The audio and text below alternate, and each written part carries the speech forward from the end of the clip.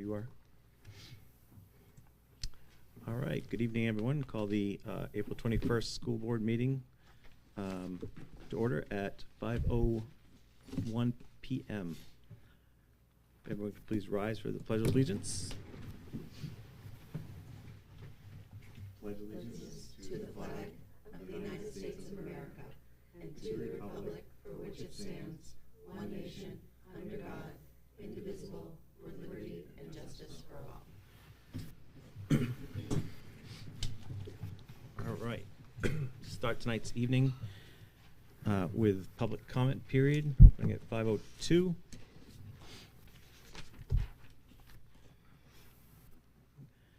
Wait a few seconds in case there's any stragglers rushing up the stairs.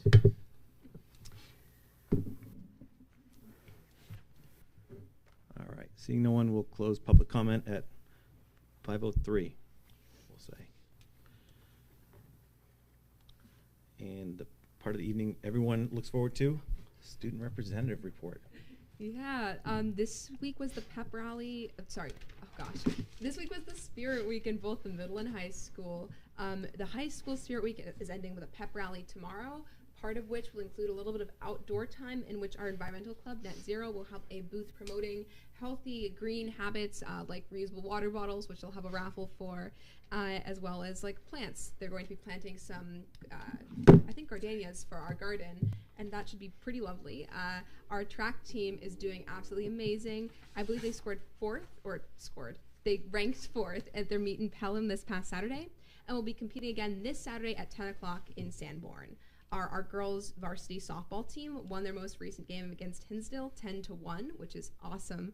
And they're currently playing a game against Farmington as we speak, and we'll be competing at Wilton High School at 4 o'clock on the 25th. Our boys varsity baseball team is also doing really well. They'll be playing Farmington tomorrow at 4:30. Our Interact Club is helping better our community through Newmarket Cares Day, which is taking place on May 13th during the day this year. There's a sign-up genius kind of doing the rounds on Facebook, but if any community members are available and would like to help out, you can email me, 23bozekl@newmarket.k12.nh.us, and I would be happy to forward the link. And then finally, save the date for our drama club's production of Over My Dead Body, which will also be showing on the weekend of May 13th. Everybody's really excited. I know the cast and crew have worked super hard. And yeah, that's what I have. Awesome. Thanks, Lola. Thank you. All right, next we'll move on to the update on the superintendent search. So I just wanted to say something.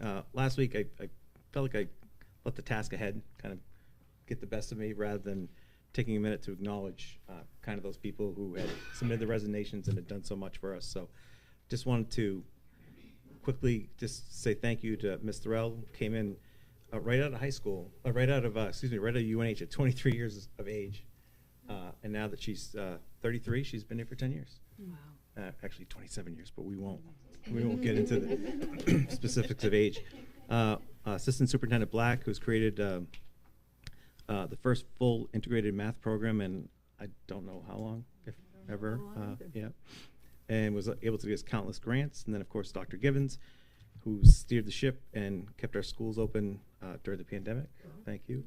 And then, not to mention Principal Dalton, whose steady leadership has been just a true rudder for the junior and senior high school through some turbulent times. So I want to acknowledge them, which I did not do at the last meeting. And just say that I think they've all earned the right to spend some time with their grandkids and take a reprieve from the chaotic last couple of years and get some personal time. So with that, just going to go on to my follow-up on the assignment from last week.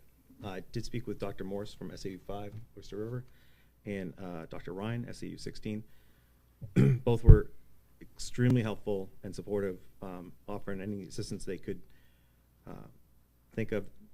Dr. Ryan met with the joint board at SAU 16 and offered to have a meeting with the board, our board, to see in what ways they might be able to help us out, which is very generous of them.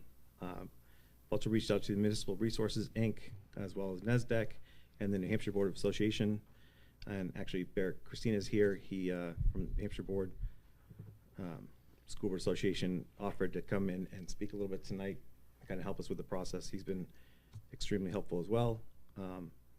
We've actually had some people already approach me who are interested in superintendent position, which is exciting to have somebody interested so quickly. And lastly, I spoke with a previous member of the board who was very willing to help out in any way they could. So they'll be a resource we can lean on as well. So with that, I just ask Barrett if you'd like to come up and kind of go over the process with us and maybe answer any questions that can help us. Sure. Thank you very much, Gary. Good evening, members of the Newmarket School Board. Barrett, Christina from the New Hampshire School Board Association. Thank you for inviting me to your community to give a little information as to how NHSBA might be able to help, and then my own recommendations to assist the district moving forward in finding its next superintendent. The first thing that I would recommend, excuse me, and I don't think this is going to be a surprise to anybody, is that we look for an interim for the next school year. It's way too late in the current school year to do a full, robust search, thorough search where we bring in members of the community, have a committee of 10 or 12 people. That process takes 3 to 4 months, usually 14 to 16 weeks is what NHSBA generally recommends. So finding an interim, obviously, there are a couple considerations. Time is of the essence. We need a body in here by, I forget, Gary, Susan, are you staying on through August 1st? Did I hear that roughly? Okay, so we've got a little bit of flexibility as well too, which is helpful. You know, most of the searches where districts have done full searches for their next long-term superintendent, those are winding down. There's only a couple still open in the state, and there are a handful that are looking for interims at this point. So I would recommend, in speaking with Gary, that the board create a screening committee, if you will, 3, maybe 4 people. Gary, another board member, perhaps an administrator or 2, and just leave it small, simply because there isn't time to thoroughly engage the public and the community right now. And when you're looking for an interim, it's a little bit less important, if you will. You know, when we're doing a full search, we're looking at developing leadership profiles, leadership competencies, identifying and drilling down what sort of the goals and challenges are in any particular district. So when we're having an interim, as you can imagine, we're looking for somebody to sort of keep the lights on and pay the bills and just steady the ship for the next year. I've already been in touch with a few potential candidates. I had a couple phone calls with some people today. I'll be following up tomorrow with an email to Gary and those potential candidates and let them have a phone conversation so Gary can give sort of a broader picture, if you will, of where the district is and what the board might be looking for in an interim. I have a couple emails out as well too. I've got a couple more phone calls tomorrow with potential candidates just to gauge their interest, tell them a little bit about the district, and then again, to the extent that they may be interested, I'll put them in touch with Gary for an initial phone call. I understand one of the other challenges is that there are a couple other administrative openings as well too, and some emails and phone calls with Gary. I'm struggling with how we're going to sort of address those as well too, because normally it's the superintendent that is going to make the hire for the assistant superintendent or the principal, and you don't necessarily want to leave that in the hands of an interim, but we may not have any choices as well too. I will tell you that one of the candidates I spoke with today is retired, a retired New Hampshire superintendent collecting from the New Hampshire retirement system. And is not necessarily interested in working full-time, but said may be interested in serving as sort of an assistant superintendent role depending on the hours and the obligations and things of that nature. But again, that's more of a phone call, I think, for Gary and that candidate to have, and then maybe I hate to call it an interview, because sometimes, you know, with an interim superintendent, it's an interview, but it's almost, at times it can be a conversation over a cup of coffee rather than an hour and a half, 2-hour interview where you're drilling down and doing reference checks and things of that nature. So Gary did mention that he's been in touch with some other people as well too. To the extent that they contact the board or the district or Gary directly, let me know if you need background information. I know all the superintendents in the state. I know all the retired superintendents in the state. I know the assistant superintendents. So I'm happy to give whatever resources and guidance that the districts may have. When we get to the quote unquote interview time, NHSBA has sample questions on hand that we will provide you. If you have questions about whatever it may be relative to the process, let me know, and we'll be able to guide you. Just by way of background, NHSBA does multiple superintendent searches every year. I think we've done 9 this year.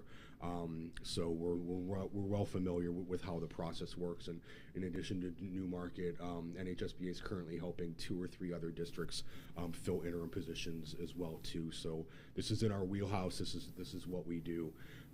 One point of information, just so the whole board hears it, and I mentioned this to Gary, if you create a screening committee, it doesn't matter if it's only 2 school board members, it doesn't matter if you've got a couple administrators or whatnot, that committee is going to be subject to the right to know law. So that committee is going to have to post notice of its meetings, is going to have to take minutes, and is going to have to make them open to the public. Now, when that committee is discussing process, developing interview questions, looking at process and protocols and moving forward, that's going to be in public session. When the board is reviewing resumes, discussing particular candidates, looking at application materials, that can be done in non-public session under RSA 91A3:2 paragraph B, the hiring of any person as a public employee. I just want to make that clear because there's a school district in this vicinity that got hit about 10 or 12 years ago for that. It was the same set of circumstances. They were looking for an interim superintendent, and 2 board members took it upon themselves. They were acting as a committee. And so the court said if it looks like a committee and it acts like a committee, it's going to be a committee under the right to know law. So I just wanted to make sure everybody's clear on that as well, too. Are there questions for me? I have a question. Sure. So your services with the superintendent search, is that something that is, I don't really know if the district pays you to be in your association or organization, but is that something extra, or how does that work? It is. So, yeah, the Newmarket School Board pays dues to the New Hampshire School Boards Association to become a member, and you get our webinars and policies and trainings and things, and the legal updates and things of that nature. This assistance, finding an interim, there's no charge. Member service. We're happy to help you out with that, just because you've always been wonderful members and have come out and done trainings and things of that nature. The full search that I would presume would, starting next fall, early winter, we do charge a fee for that. The flat fee is $15,000 plus expenses, but we can talk about that over the summer or the fall if you don't want. We don't need to get into the details about that. The help right now, though, no charge. Okay, thank you. Yeah. Barrett, you had mentioned when we spoke possibly doing some advertising. Yep. I didn't know if the board wanted to try to do that. I know time is kind of of the essence. I think there's time to do that. Okay. If we can get an ad posted sooner rather than later. I sent you a couple sample ads. Did I not, You Gary? did. Yeah. I gave Gary a couple sample interim ads from other districts that we posted interims superintendent positions recently. I would recommend posting one anyway. There's no harm in doing that. Cast the net a little bit. So if we could get something like that posted, if you need to screen it through a committee, if we could get that posted sometime next week. I think I heard you're going away for a week though, Gary. Yeah. So this is what I would recommend. If you can get an ad together, get it to me on district letterhead as soon as possible. And it doesn't have to be next week, even a week out, that first week of May, I think would be okay. Obviously, the sooner the better. NHSBA will circulate it statewide. We have agreements with our counterpart associations in Maine, Connecticut, and Massachusetts. Those school board associations, they will post it for free. And then I don't know if you use if you have an account with like School Spring or anything like that, Susan, post it on whatever the job search websites that you have accounts for. EdJobs NH, even though everybody in New Hampshire knows that it's open, but School Spring is a education-based employment website. They're based out of Vermont. It's primarily New England. I mean, it's the World Wide Web, so it's worldwide, but it's mostly New England school districts that are posting on that. NHSBA uses that for all of our superintendent searches as well too. So if you can get me an ad again as soon as possible, we will send it out statewide. We'll send it to our other sister organizations, if you will, and then you meaning the district, can take care of posting it online. And and I would just put open till filled. I would not put necessarily a hard stop date on that.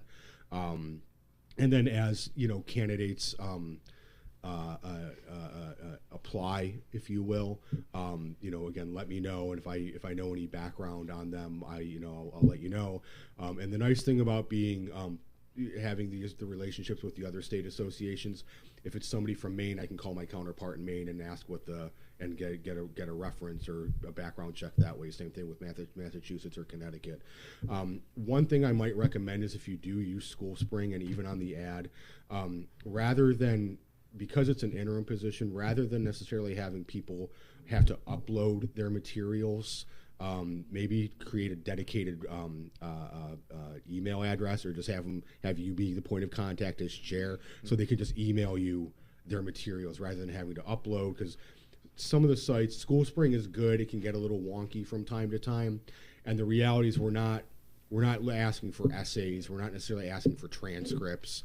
Do you need somebody's bachelor's degree transcripts from 35 years ago? Like, what does it matter if they got a C+ in chemistry 35 years ago? It just doesn't matter. So that would be my recommendation. Create either a dedicated email, super search at SAU, 31, right? Or just use your email address, Gary. It's a lot simpler that way. Great. We actually have all the infrastructure in place for all of this, so Okay. there's no need to do anything fancy. Just get the ad and Great. we'll set it up, and we have a process for curating the applications, putting them all in a Google folder, and then we give whoever's on the search committee access to that. So we're a pretty well-oiled machine in that. So. Would you recommend that we do the interviews here the second week of May then, after spring break? I'm just trying to think of the calendar in my head. I mean, part of that, when you do them, is going to depend on the number of applicants that you get, right? Excuse me. But yeah, I think so. The second full week of May is the 9th, if I'm not mistaken. That's 2 weeks from this coming Monday. Yeah, I think that sounds reasonable. Depending on the number of applications, you might need to push that out a week, but you don't want to sit and wait on it too much longer. Okay. And what I might recommend as well too, as the candidates come in, whether or not that's through me, whether or not that's through your own personal contacts, whether or not that's through an advertising website, rather than waiting to do a full interview with the screening committee, I would have Gary get on the horn and just give the person a call to talk about it, gauge their interest, let Gary give a little background as to where the district is right now, hear what the candidate is thinking, what their thoughts are. You're going to want to lay a little bit of that foundation before you get into a quote-unquote interview stage. And I would do that on a rolling basis. As they come in, get on the horn and give them a call. And if you're on vacation or whatever and you want me to make that call, I'm happy to do that for you as well, too. And is a contract with the interim pretty similar to a permanent superintendent? Yes and no. Yeah, I mean, aside from the duration, by and large, you're always going to, depending on, let me just say, yes, by and large, yes. The duration obviously is going to be just for the 1 year. What you might need to be mindful of is if it's somebody that is, say, retired, they may be getting health insurance from another source, whether or not that's is it Medicare or Medicaid or whatever it is. But yeah, by and large, the terms and conditions and responsibilities look the same. Okay. And we have interim contracts on file as well too that we can get you. And you probably have one from when Mike Martin was here. What was that, 5 years or so ago, 6 years or so ago? Pull Mike's old contract and use that, because Mike was an interim. He was a 2 or 3 year interim, if I'm not mistaken. But you can always use that as your starting point or your template to start. Thank you. Yep. Anyone else have any questions, thoughts around the subject? No. Great. Thank you so much, Barrett. I really appreciate you coming down in such short You notice. have my cell. Yep. call as needed, Gary. Any questions, by all means, follow up with me and let me know how NHSBA can help. Thank you. Great, so thank you very much. much. I'll be in you. touch, Phil. Thanks. So I figure we'll talk about the, I'd like to get Jana up and home, so after that we can put an action items and we can talk about the screening committee, as it were. If that works for everyone. Sounds great. All right. Floor is yours, Ms. Mellon. All right, so on the agenda next, we have the Q3 financials. I'm sorry, I wasn't talking to the mic. So I just wanted to take a moment and express my thanks to the our team in the business office.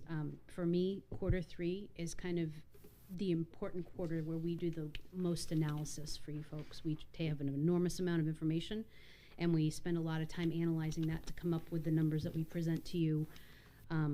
So my team has been researching, doing estimates for certain things for the rest of the year to kind of come up and back ourselves into where we think we might be landing. The only caveat I'd say, and I tried to mention it pretty clearly in here, is that as we approach the end of the year, please be aware we still have 3 months of instruction. These are our best estimates as of this time. These are only talking about expenditures and revenues. We're not talking about any type of adjustments that would be made at the end of the year. So, with that caveat, I'll kind of walk it through for you. Starting off, for those of you who may be new to this format or haven't seen this before, we try to gel things down into what we call the object categories, the things that mean the most to people. Salaries, benefits, supplies, people understand those pretty well. When we report to the state, we're required to report in something called function code order, but that doesn't always translate as easily to what we see here. So this is the format that we've present to the budget committee and the school board, and we've received some good feedback on this format, just to give you an idea. So Q3, we generally break our things down into operations, benefits, and salaries, and as you can see from the chart, we have 68% are salaries and benefits. As a school, that's fairly typical. In most years, it's higher than that, but our challenges we've had this year with staffing, so the staffing has been lower and the operation side has been higher, so it looks a little bit different this year, but that's kind of a typical pie chart.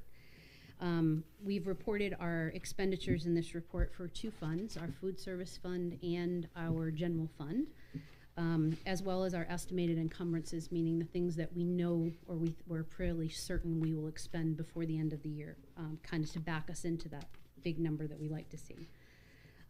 Overall, no surprise to you, I said it before all year, COVID has played a significant role in both our expenditures and our revenues. We've been more typical this year than in the past, but we still have had several struggles. Staffing, primarily and foremost, has presented a lot of challenges that we as a school district haven't, as a school industry actually, haven't really encountered. Bus driver shortages have gotten us pretty good at tap dancing and finding solutions. We see creative alternatives to kind of get our students and bring our students to the activities and make it the best experience we can. So we very much appreciate the town's efforts to partner with us. We have worked out an agreement where they're actually letting us use one of their multi-purpose vans to transport part of our students. It's a limited number of students, so we also have a parent-driven agreement to allow our athletes to participate as fully as they possibly can in whatever we can do. Apart from that, we weren't able to obtain transportation until after 4 p.m., which, as you know, with fading daylight makes for a tough baseball game. So we're proud to be able to do that. It's taken a lot of effort on behalf of the administration, but also our partners with the town. We're really grateful for that. Utility costs, another thing you see every morning and probably in your mailboxes, have continued to climb. It's not unanticipated. I've been talking to the board about this since probably last June. We feel pretty confident that even though we're going to be over in those particular areas, because of that pie chart I showed you at the beginning, where the lion's share of our expenditures are in salaries and benefits, we're much better positioned to be able to absorb those kinds of changes in our budget. And as you can see, we go through, I've given you some notes about the various areas that I think will be impacted and the ultimate impacts in those areas. The exciting part for me this time is the revenues picture. Normally I don't get to say that. So local revenues, not news to any of you. We've been operating under some USDA waivers that have allowed every student in the district to get free meals for the year, which I think has been an enormous help to a lot of families and certainly has increased participation in our program. The downside of that is when we budgeted for this, we expected students to put monies on account. So what happens is we have a deficit in the local revenues because people aren't putting money on account, and an increase in our federal revenues, which is based on a reimbursement for a reimbursable meal.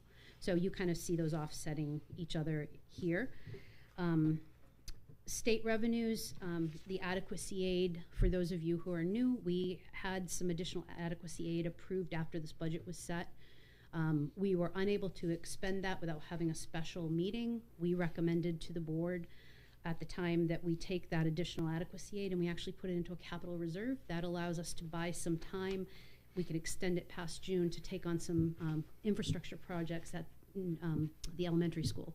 So, you know, a couple weeks ago, a month ago, I guess now, we talked about the status of that. We're well in the process of organizing that, but it's likely that due to the invasive nature of those projects, those will extend over the summer and possibly into next year, just so we don't interrupt instruction. And finally, the federal revenues, this is the exciting part. You know, we obviously have ESSER, and we're very excited about that. Gives us a great opportunity to help students out. You know, from our budget process, a lot of that is earmarked for social emotional and for supports for mental health in our budget. We've bringing on some pretty significant initiatives to help families and students.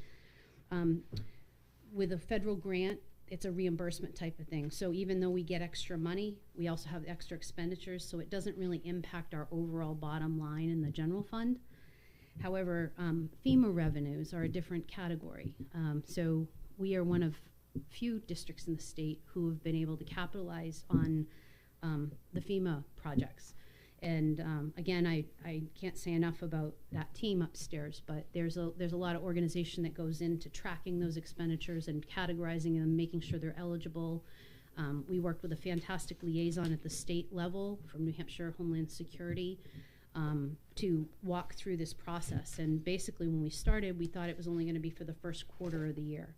And then it got extended to the second quarter, and now they're extending it through June.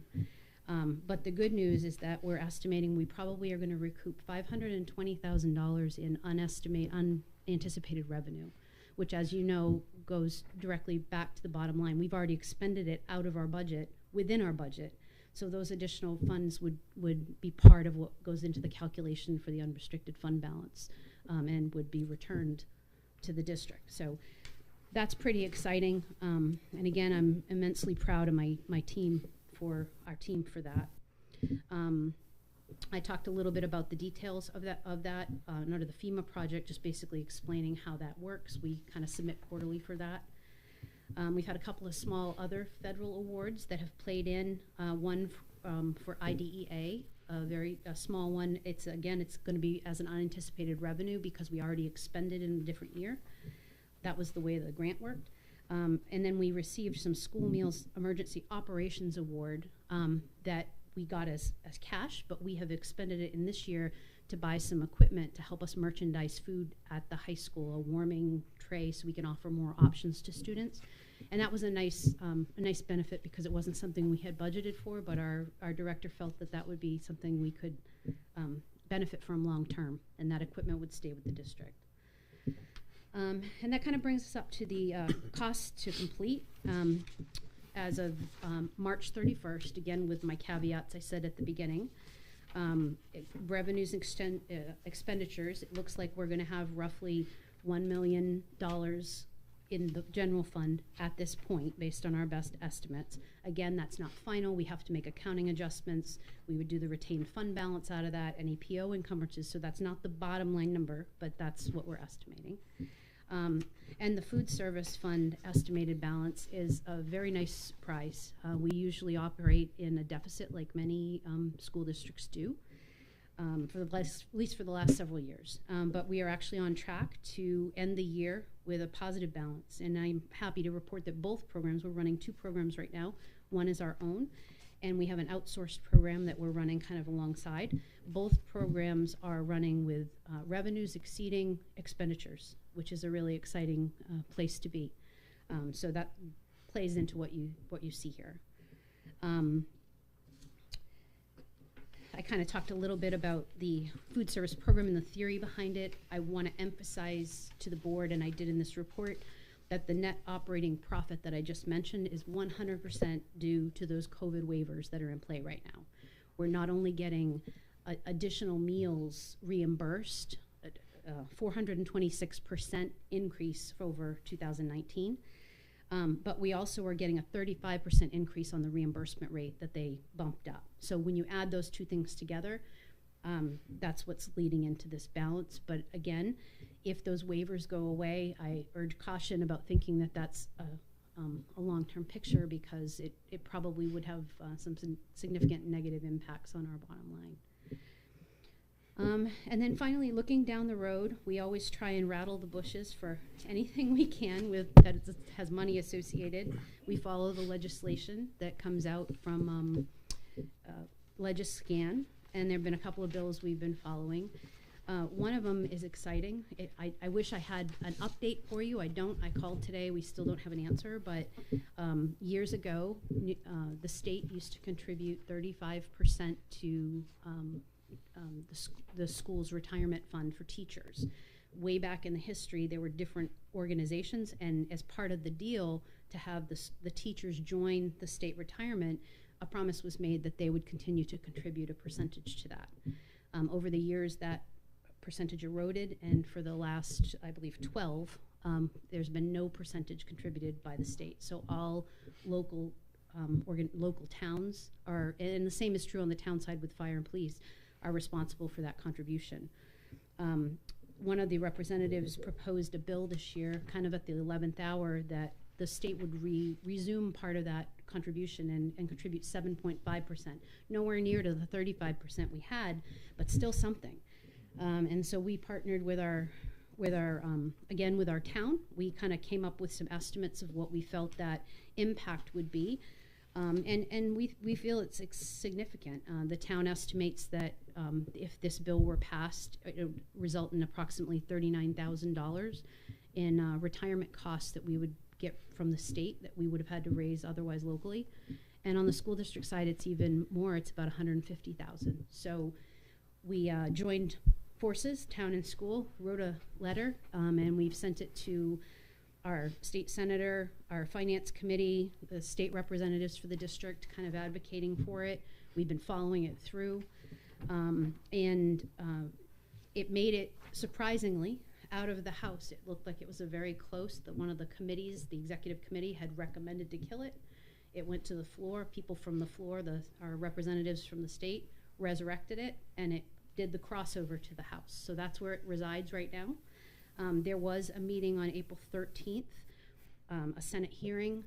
No action came out of that particular hearing, but it is now moving forward. They're looking to get it into the executive session at the Senate. So fingers crossed, that would be a nice thing going forward. They're looking at doing it for there's a couple bills. One is looking at making it permanent. One is looking at I believe a 1 or a 2 year benefit. Either one would be welcome. The longer term, of course, would be the better. So that's down the road, and I'll try and keep you posted on that. And then there's another group of individuals at the federal level who are trying to pursue a possible extension of the USDA waivers, which benefit so many kids and families. It's called the Support Kids Not Red Tape Act. It's still being worked on. I don't know how well it will be received or how far it will get, but I did want to say, if that continues, that definitely would have a local impact for us in fiscal year 23 and beyond. So that's kind of the high-level summary of the things we have going on. Beyond that, I have kind of the expenditures by category. you can kind of see where we're landing throughout the year. There are positive and negative variances. Keep in mind, we put a budget together almost 18 months before we actually use it. So it's a guess, and COVID has made our guesses all the more exciting. There are some areas that we under budgeted and some areas that we over budgeted in. And then in the table beneath that, I have kind of showed you how I'm arriving, or we're arriving at our estimated general fund balance. Again, keeping in mind that's just revenues and expenditures. It kind of shows you the different things. We have some salary items that have yet to be paid out because people had until April 1st to rescind on retirement and things like that. So it was an estimate. We have sick day buyback that happens in June. I can't really estimate that for you because even if people want to have sick day buyback and they don't have days left, we wouldn't pay it out. Utilities, we've done our best guess. We think we're going to be about $61,000 beyond our budget. But as you can see from the bottom line, those, and the furniture RFP, when I ran these financials, was not yet encumbered. We were still in the process of negotiating that contract. So you can kind of see the things that went in. On the revenue side, again, we have an additional FEMA revenue. Our other local revenue is down. That was due primarily, and you'll see a little more of this on the revenues page. We had anticipated that our bond fund was going to be closed out in fiscal year 22. Any interest earned on bond funds reverts back and becomes part of the unrestricted fund balance. We still are carrying that balance because we're working on finishing up a couple of projects that have been delayed due to COVID. So that's probably not going to be disbanded until fiscal year 23. So that's why that's under. And then our tech director does a great job of taking advantage of the E-rate program. That's through another government organization, USAC.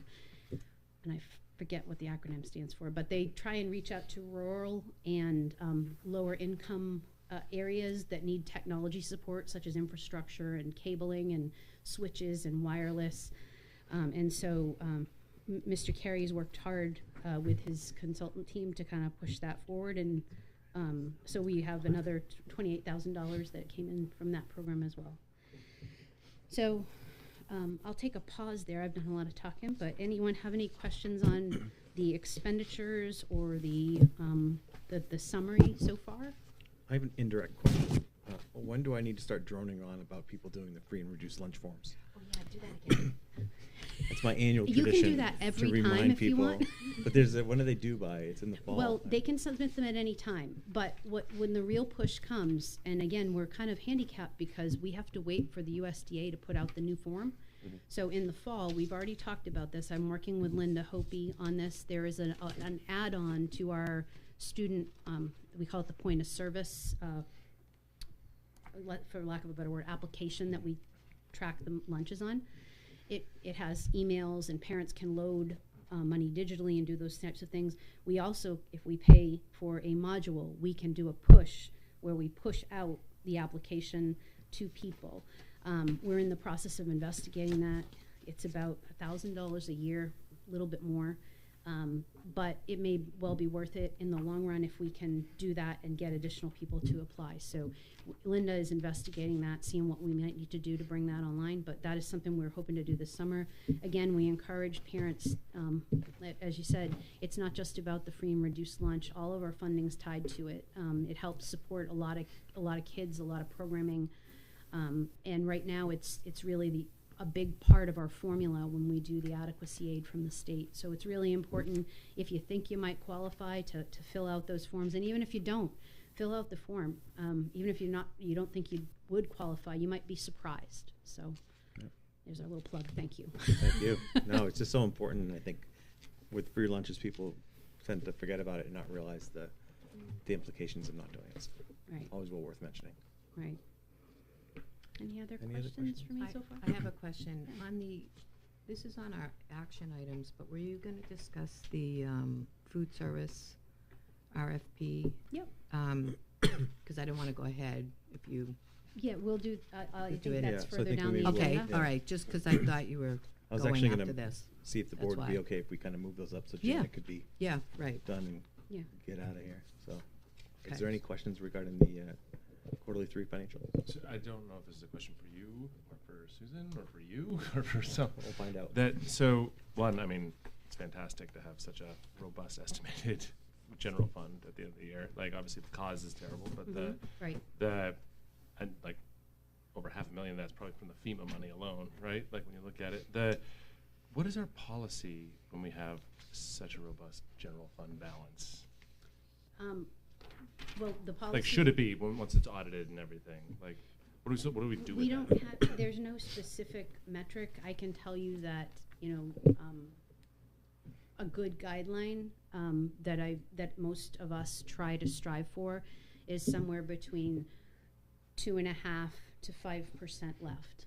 Because you never want to, I wouldn't be doing my job, I don't think, in my opinion, if I ran it down to nothing as of June 30th, because you never know what's going to come up or what could happen at the end or what adjustments might need to be made. So I don't think there's anything in particular, any number that if that's what you're getting at, that we try to aim for. We put forward a budget that we feel ties to our instructional needs, and we ask for only the things that we think we need. But, in 18 months, the needs change. Sometimes the things shift, costs change, different things change. So, a budget is a tool. We try and use that tool effectively to fund our education and make great opportunities for kids. And we definitely the last couple years, and the board knows this, it was not our goal to return money, as much as we did. There were just things we couldn't run that we had planned for, and and really when I looked at that number, and what I said to the board last year was, I see missed opportunities for kids when I see that number. So- That's the. Yeah, I think kind of maybe what you're getting at is, so for New Hampshire statute, we can keep up to 5% for emergencies. Mm-hmm. And then I think we can have a special warrant to keep, you have to correct me on when it gets The warrant returned. process is already concluded, so Right. at the end of the year, we will have a balance of some sort. Yeah. We can retain up to 5%. Jana will come probably in the recommendation. June meeting and make a recommendation for what percentage you keep. The rest actually gets sent back to reduce taxes. Right. Yeah. We can only retain balance if it's in a revolving fund like a capital reserve. That Right. will cross the that's- fiscal year. That's that's fiscal year to fiscal year. That's Yeah. right. Yeah. Yep, that stays in, and as long as you expend it for the purpose that you've outlined it for, that will roll. But our budget runs July 1st through June 30th. If we haven't expended it and we have made all our adjustments, whatever's left at the end will return. I mean, I know it's statutory, but 5% feels low to me.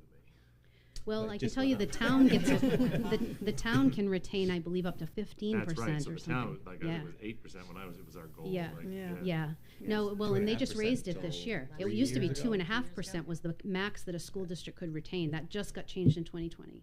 So it doesn't give you much of a contingency. Right. I think last year it was about 455,000. And it's dependent on your net assessed value, so that goes up a little bit, but that's kind of the neighborhood it's in. Yeah. For 2.5%. Obviously, if it's 5%, that doubles it. But still, when you think about the things that can happen in a school year, when you talk about a $24 million budget, $1 million retained isn't a whole lot. Yeah. And then So- that, presuming that money's not used, that also gets returned to the tax base. Right. Exactly. Yeah. Every year it resets, so if we didn't expend it, whatever was held would go back into the balance, and then we would recalculate and we'd hold out the next bit. So we don't just build up a mass. That's all we can. Yeah. Yeah. Like I knew that wasn't like the goal Yeah. wasn't to do Yeah, that, but yeah. I was the 5%. Yeah. Yeah.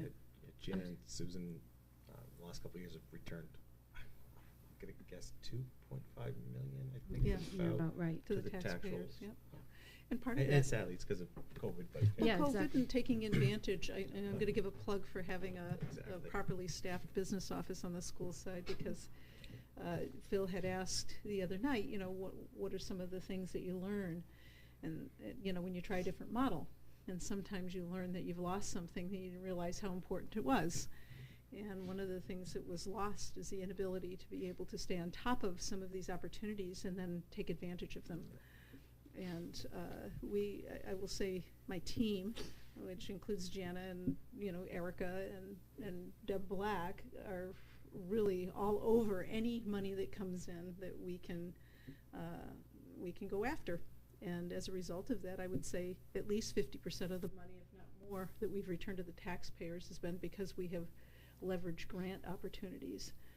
I always say that taxpayers ought to be the court of last resort, not the court of first resort. So if we can use grant money but the disadvantage of that is that over time people, now this will be 3 years in a row, Right.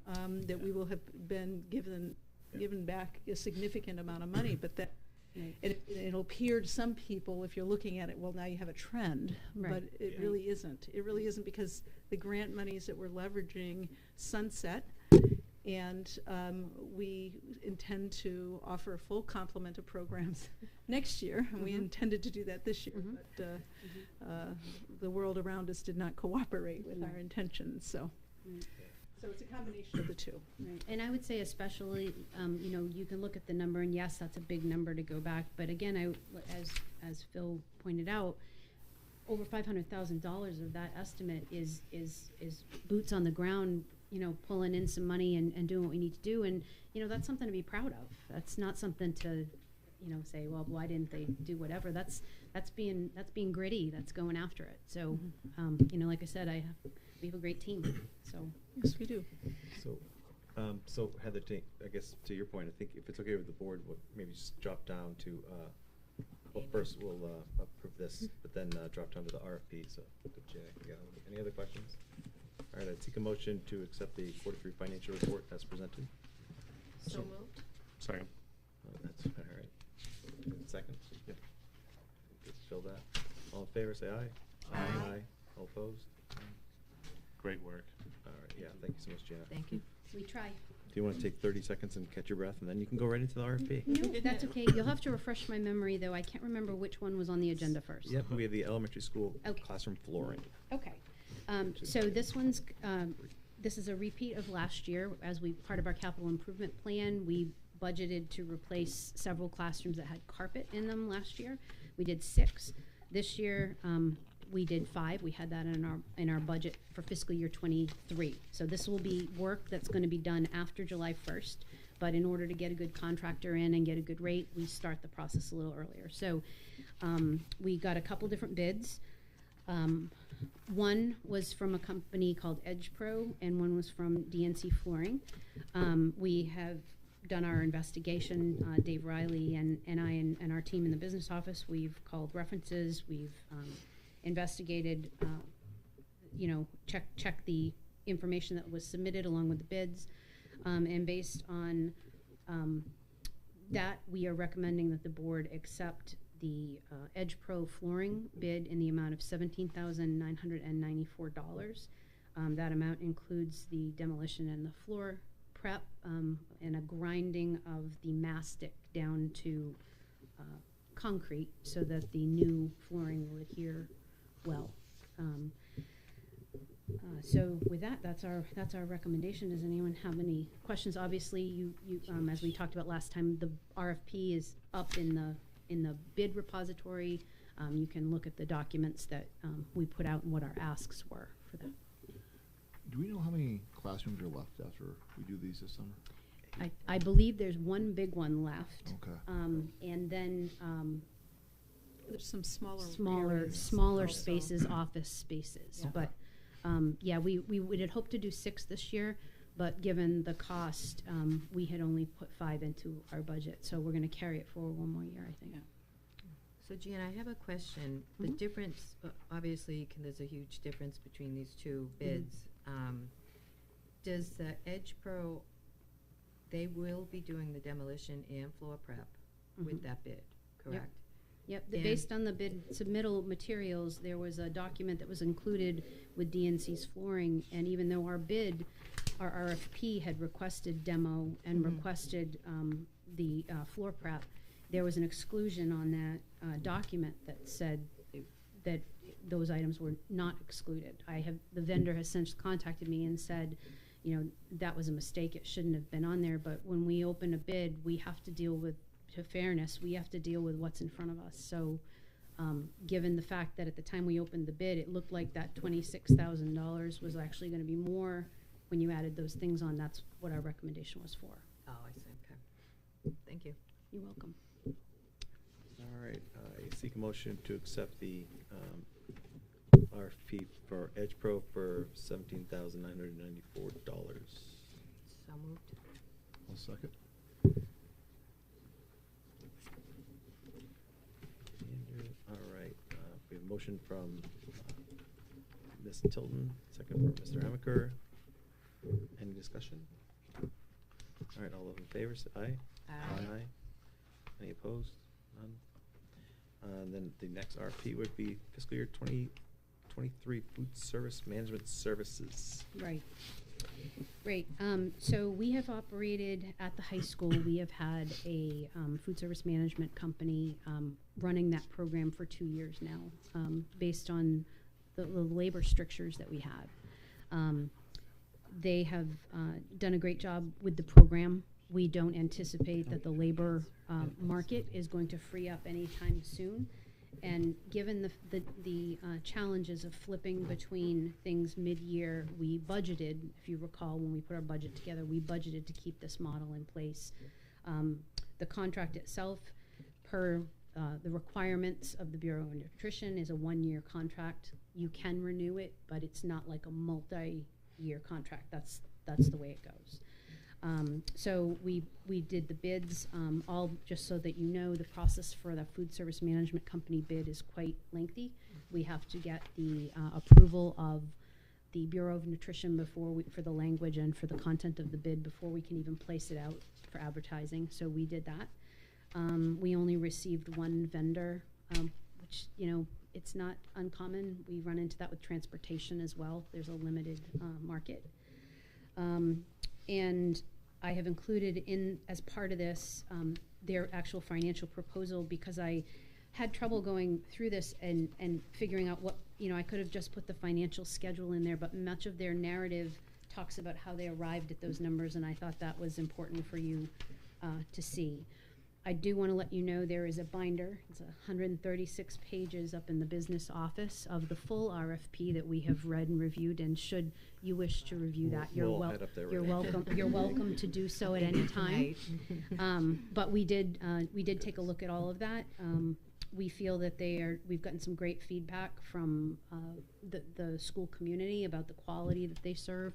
Our internal staff serves a great quality too, but it's just it's just a matter of being able to outsource some of that labor to make sure that we have continuity of services. That first year, we were really kind of stuck. And if you remember, we had to get an emergency waiver in October to bring in a group to just make sure the kids were fed.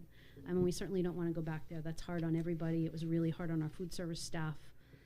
So this is what we feel is our best option. We, as I said, we did budget for this as part of our planning process in the fall. And so we recommend that the board award the bid to Fresh Picks Cafe LLC in the amount of $212,607. Thank you very much. Is there any questions? I do.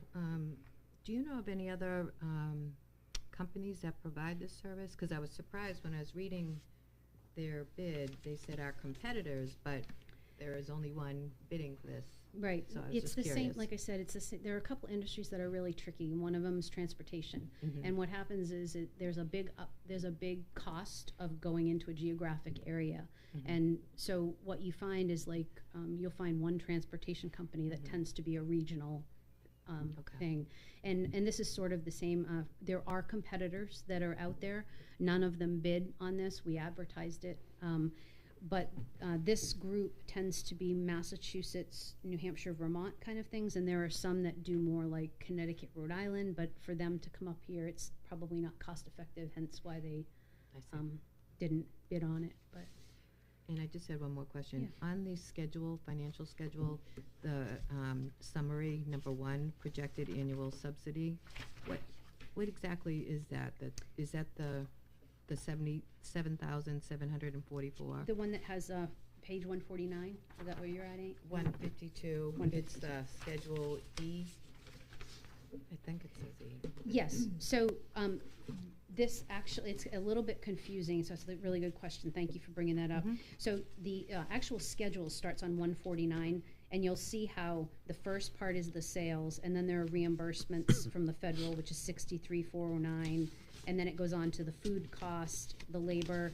All of those numbers are kind of and then other annual. All of those numbers are boiled into that projected total expense and the projected revenue. So the deficit that you see, that 7744, is the difference between their anticipated revenue under this model, looking at 2019, I see. and their expenditures for this period. Okay.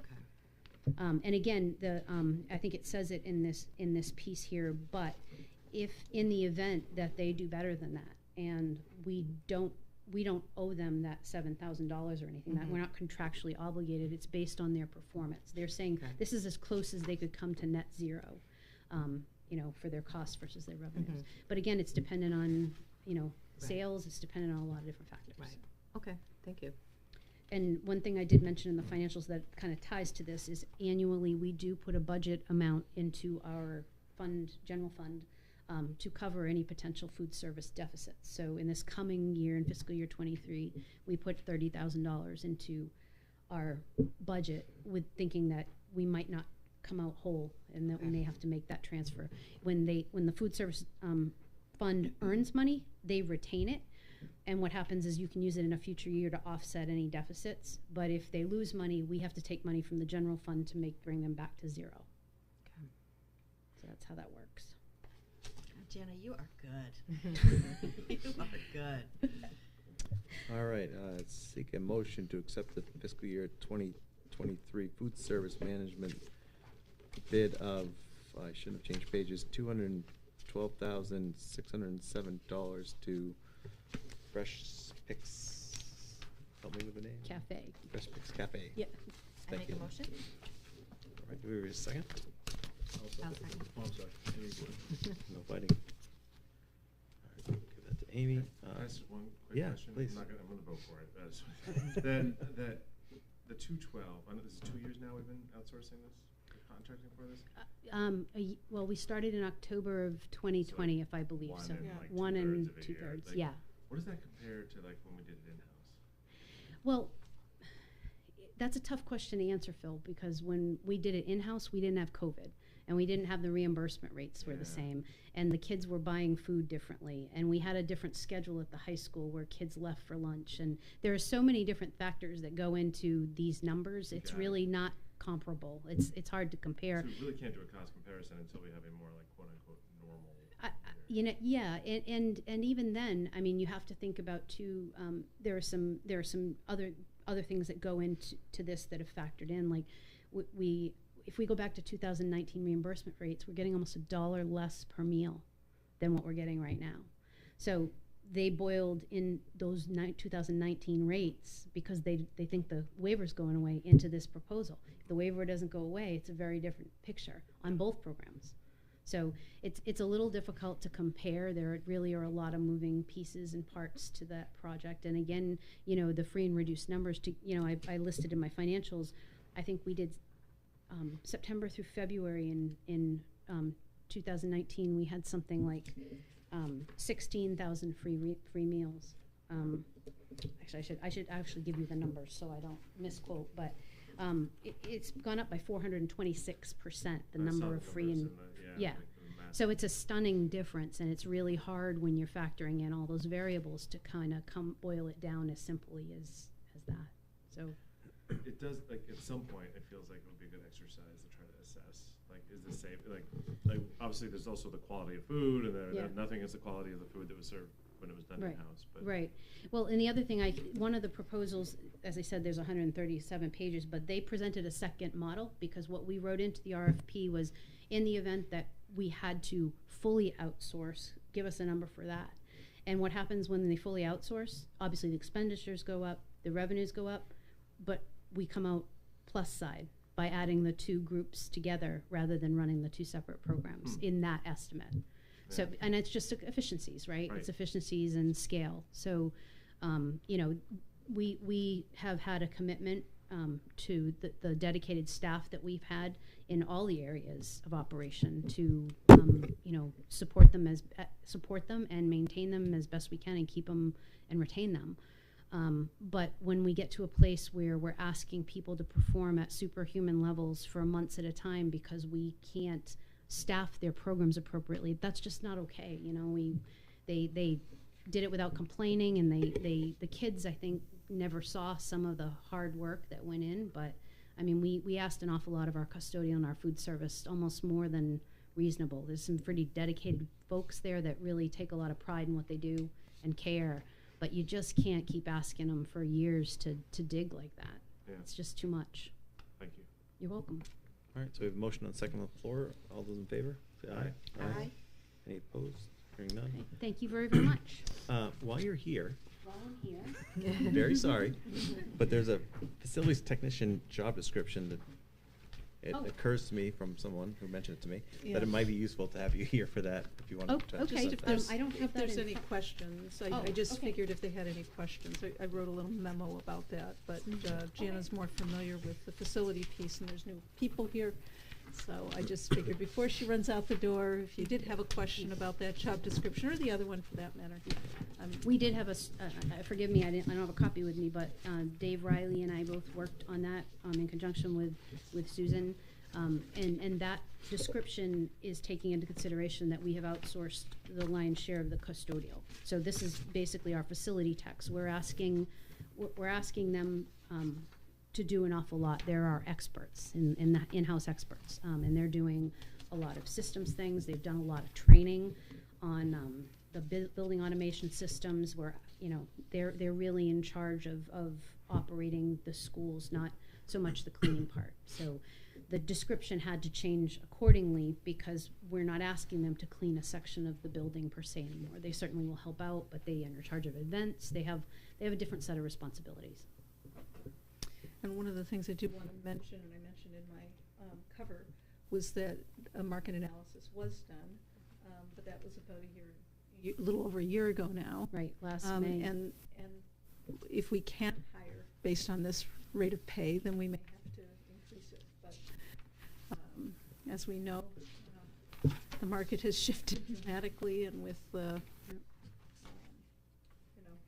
shortfalls and labor available to us, we might have to make adjustments there. But And if I can make The a job plug, if description. anybody's interested in working as a facilities tech, we've got a good team. Yeah. We're looking for a few good people. The other position is a grant-funded position we're titling Learning Continuity Specialist. So one of the strategies we use to address another challenge for substitutes was to hire 4 full-time employees this year on the teacher scale, so that when teachers were out, we'd be able to have qualified people to fill in for them. And knowing what we learned from COVID in the first year, it was safe to anticipate that we would have, more than enough work to support them. But one of the things we learned this year was that we also need to cover for paras and tutors, and we're moving people around all over the place, so they may not be subbing for a teacher. And so to pay them on the teacher's contract but not do teacher work, we need to make this modification. So we're calling them Learning Continuity Specialists. They're not on either scale, and they would have independent contracts, not contracts associated with the collective bargaining agreement. And so that's the reason why you're seeing this. They're grant funded.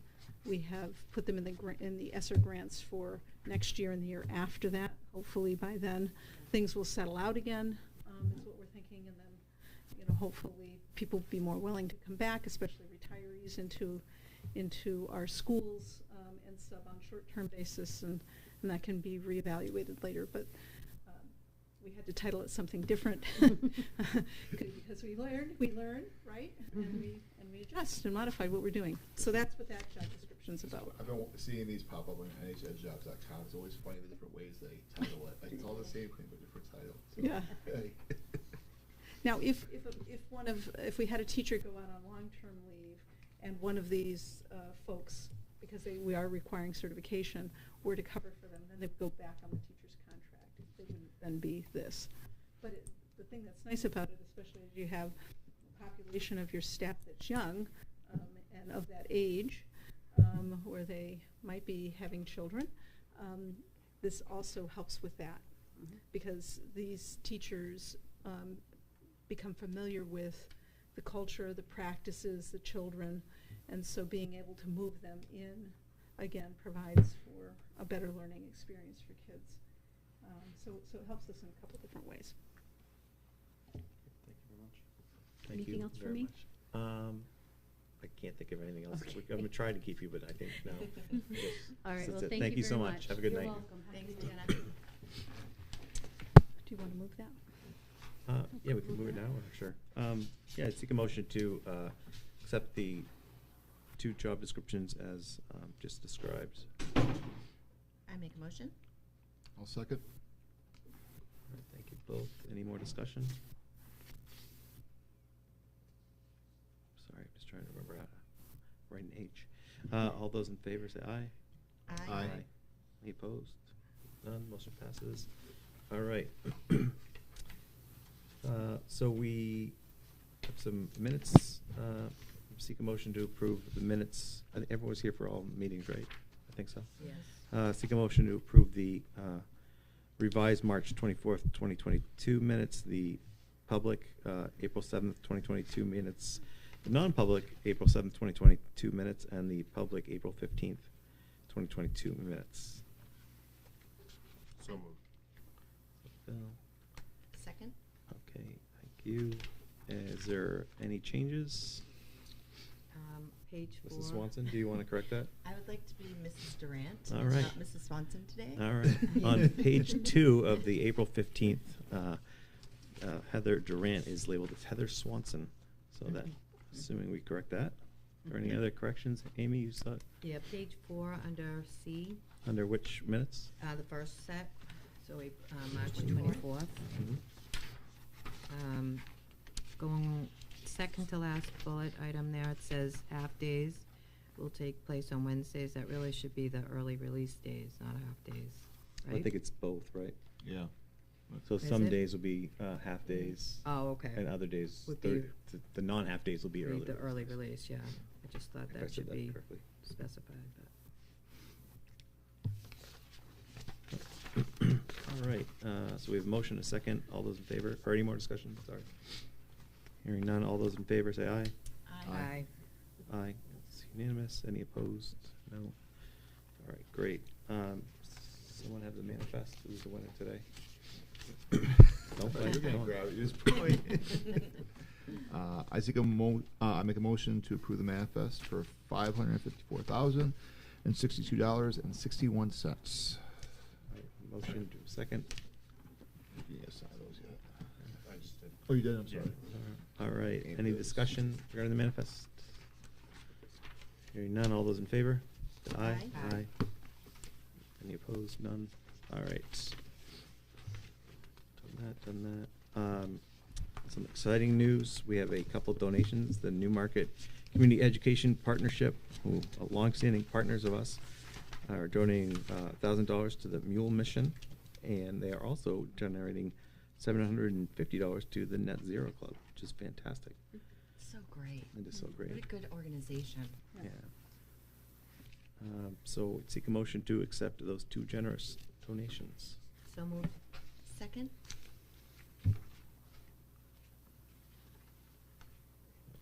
Heather. All right, all those in favor, say aye. Aye. Aye. No opposed. So we do have non-public, but we have a few items to go over prior to that, which are not on the agenda. So a couple was, Mr. Christina told us today, we should be creating a small screening committee to go over any resumes we receive for the superintendent's position.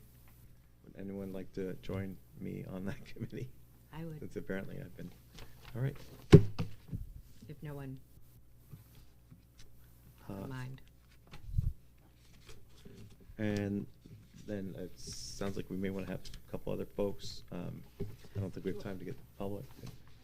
I'm gonna send a letter out tomorrow. I can ask them to send letters of interest by Wednesday of the week we come back. Yeah, I'm just concerned, go ahead. Is this for people for the screening committee or for the, Screening, he said screening an committee? administrator, and I think that was it, right? Well, it'd just be the superintendent screening committee. This is I'm- for the interim? For the interim. The I'm just interim. I have concerned one with. parent that's already sent in a note, Oh, so I don't think I really don't think it will be a heavy lift for you. okay. so Because by maybe the we- time you get the applications in, so what will happen is you'll advertise, right? And you want to have at least a couple of weeks where you're advertising. Then advertising typically closes, you review the applications, and then you decide who you're going to interview and what questions you're going to ask. So it's probably more likely it'll be the third week of May that you'll actually do your interviews. So if the first week, if I send the letter out tomorrow and they respond, there's not going to be, I'll tell you, there's not going to be a ton of people. But if you get at least a parent, at least you're asking that stakeholder group, Yeah. plus a couple of board members, and maybe you'll get an employee or two that might be interested. It really doesn't take that much to put the screening committees together. Okay, yeah. I mean, I was thinking certainly administration, principal Pine would be interested in. Well, we're doing also it. running Right. 3 other admin searches That's too, a so great we're point. we're Yeah. kind of pulling off the same group. But Yeah. for 2 of the internal search committees, there is not parent involvement in, like an assistant principal. You wouldn't have a parent on that committee. Yeah. So, so I just, I would suggest that you Yeah. invite I'm fine with that. your Any- members of the public, because it's not going to delay you. yeah. So, we'll probably look for one member of the public and maybe one employee. Yeah, he said To keep it small. Yeah. He said 1 to 2 school Yeah, board, 1 or 2. an administrator, and, We just don't want to, because of timing, right. be stuck trying to figure out when we can I have would just say meetings. staff, yeah. Yeah, so, Have yeah. staff. I don't know who will. but, Yeah, so maybe just keep um, it to 4, does that make sense? I think it'd be right to ask Jana, the business administrator. I think I think she's gonna have a it's lot on her better plate. to allow people based on their time Okay, Right. and what they've already committed to, if they're True. okay, interested. okay. The robustness of it, I feel like is different for an interim than it would be for a. Yeah, Right. you don't need a 10-person Yeah. crew. Yeah. You really don't. Yeah. I mean, you'd probably, for your superintendent search, ask a student rep to participate in that. It'd be much more robust. Do you but- know any student reps who might be able to? For the- I was just being facetious. Yeah.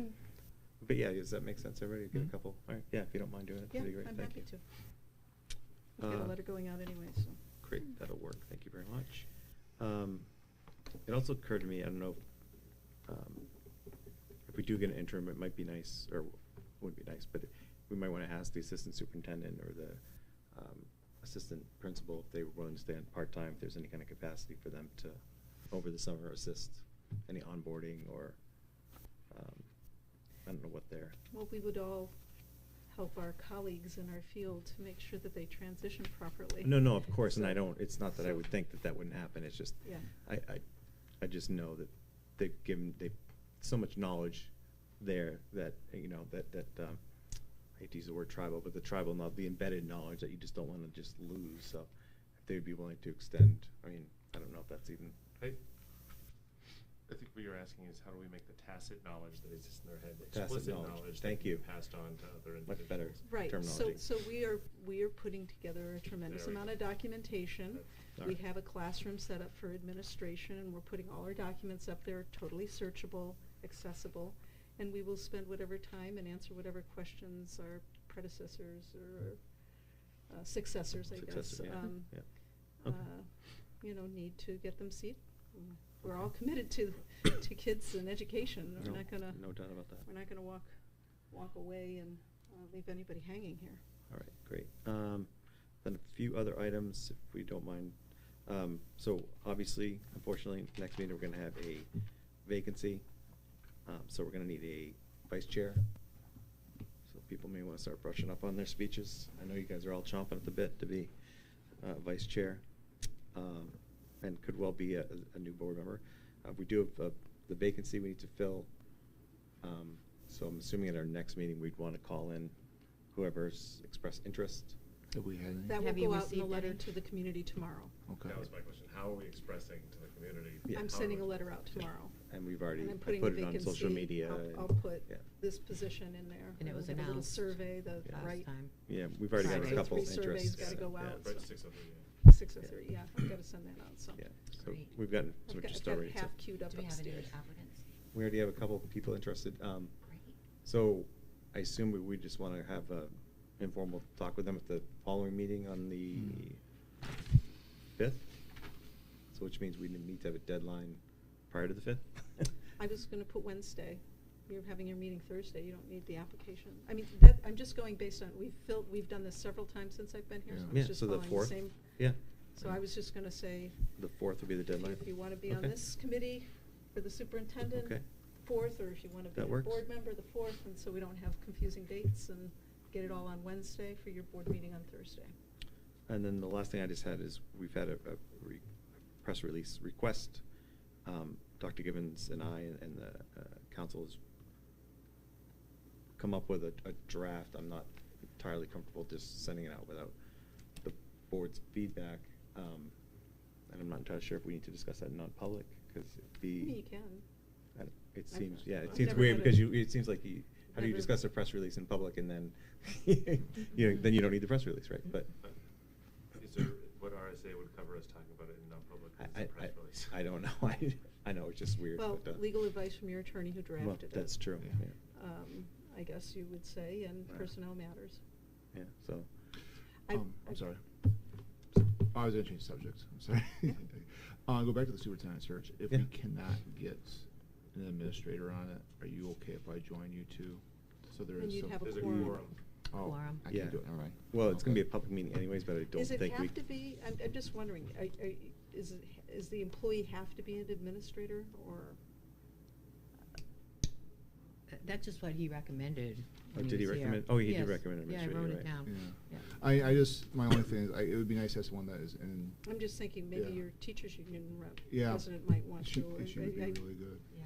I'm not saying they would, Yeah. I'm just saying excluding potential interested Yeah, having parties someone- might. Yeah. That is in the education field. Yeah, maybe one of the teachers' reps would, the union rep. And again, people are busy, and I don't want to put, I Yeah, don't want anyone no. to feel like there's Mm. pressure, but True. I tend to be a little more inclusive and Yeah. less exclusive. Yeah. So, yeah, I don't know if someone else would like to take a crack at the press release, and I just wasn't entirely comfortable with it. And I don't want to speak for the board without having the board spoken, so it feels a little odd to do, but. I feel like if we're putting on a board press release, the board would have to agree to language of it, right? Yeah, and how do you do that unless you're in a public forum? So, But if it's, I know, it's but from the attorney and it's Susan said we dealing could with, talk about yeah. it. dealing with employees. But it's gonna It's legal literally advice be he gave public. us. They're talking about what we're gonna put into the media. Yeah. It feels, Yeah, but the problem is someone may have a suggestion that's not something that would be you could say that about anything, then we have to stop the conversation and say we have to go to non-public to talk about that. True. Talk about that public. I'm not trying to be a stick, I'm just like. No, I know. What the issue at hand here is that the press calls, okay? Yeah. And when. They've been the pre- emailing us, I'm sure. Yeah, Right, they- exactly.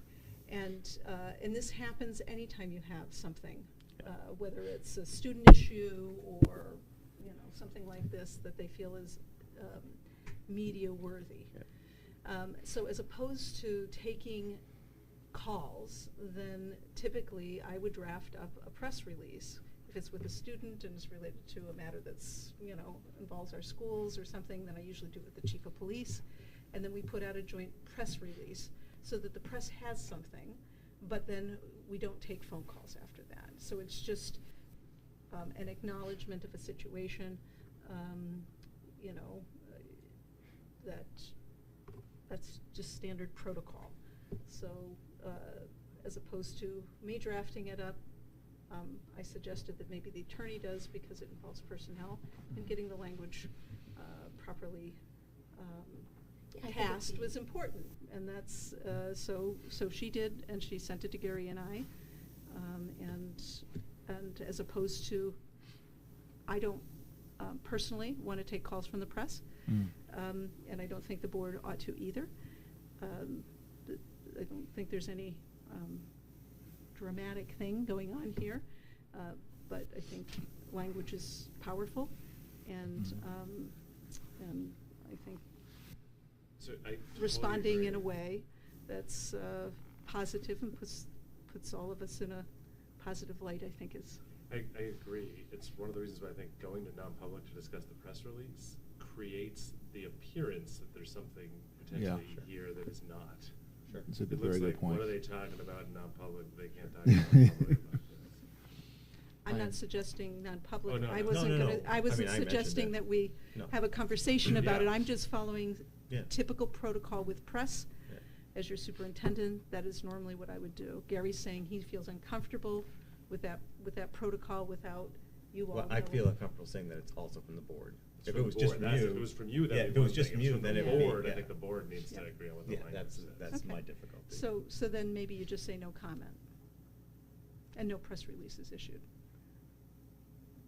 Which I hate to do either, but maybe the language is the best that we can come up with without. I'm sorry. I mean, It's If the attorney I- drafted something and presented it to you, and it's to the point and explains the basics, and that we are accepting the resignations and we're moving forward. It basically that says we're not- that we've had several I'm administrators okay resign. with that. I don't And remember there's the no I wording. think we'd have to vote on it. Yeah, me too. Okay, so we won't follow that protocol. No, he's just asking for a I vote, will, so we can I certainly will do that. take, I guess So do we? I'm not going to give a personal press release on myself, right? I mean, Yeah. That would be Yeah. silly. I think we should do a press release. I think it should be the board. Do we have a copy of the press release right now, or? I didn't bring one. I apologize. I have Um, it.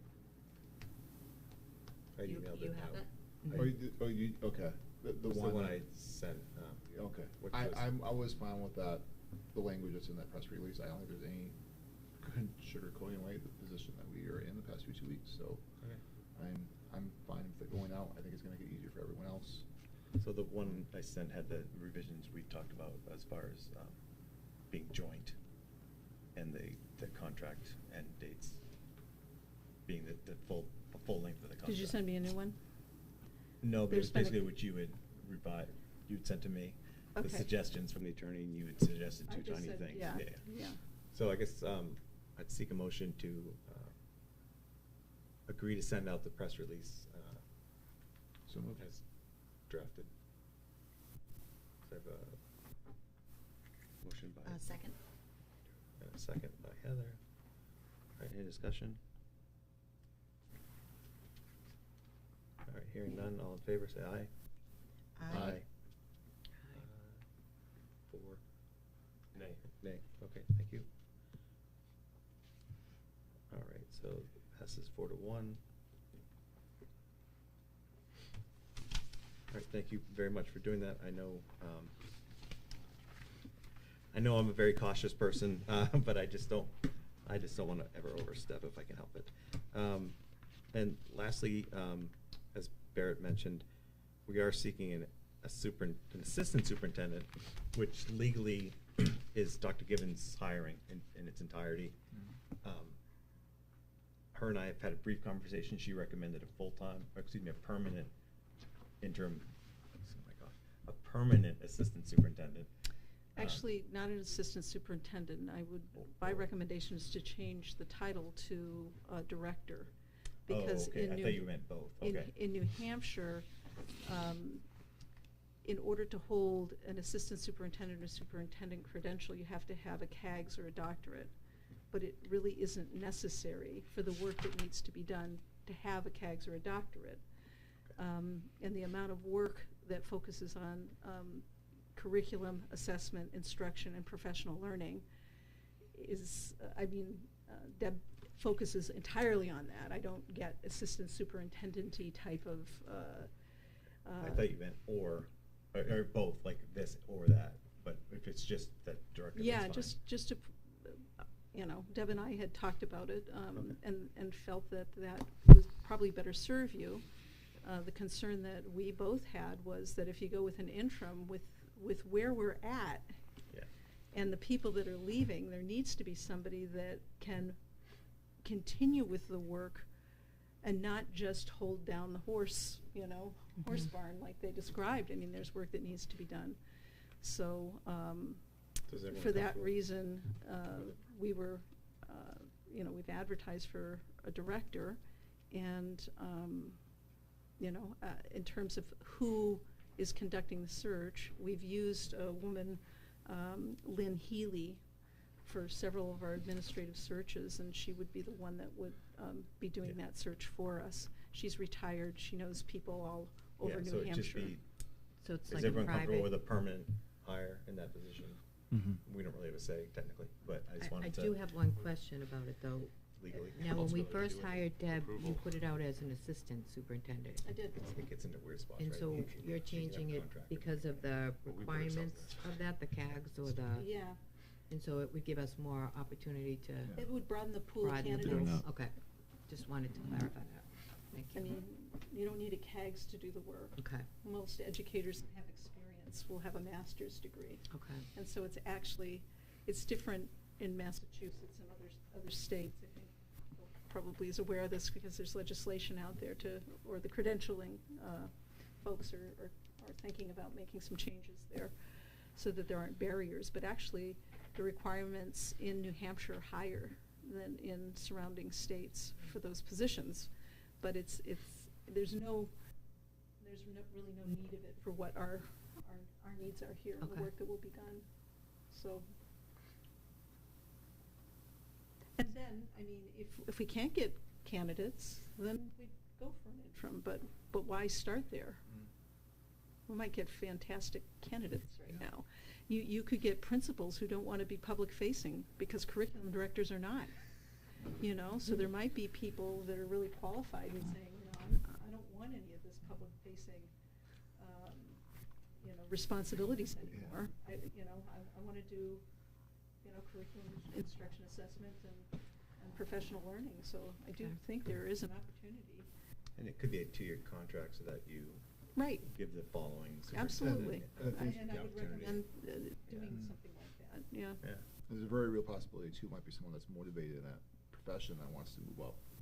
So, It could be, a whole host of reasons why it looks attractive to some people. That's actually, in my opinion, the sweetest job in education. I've There been it an is, assistant folks. superintendent for a long time. I'm telling you, it's a sweet job. All right, so everybody's comfortable with that. I assume we don't need any motion or anything, but I just want to make sure the board had an Yeah, opportunity to great. give Dr. Gibbons our Smart. thoughts on that. So, cool. Thank you very much. Mhm.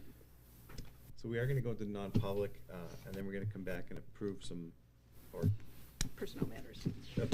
discuss approving some personnel matters. And I don't think we need to return on camera in public for that. No.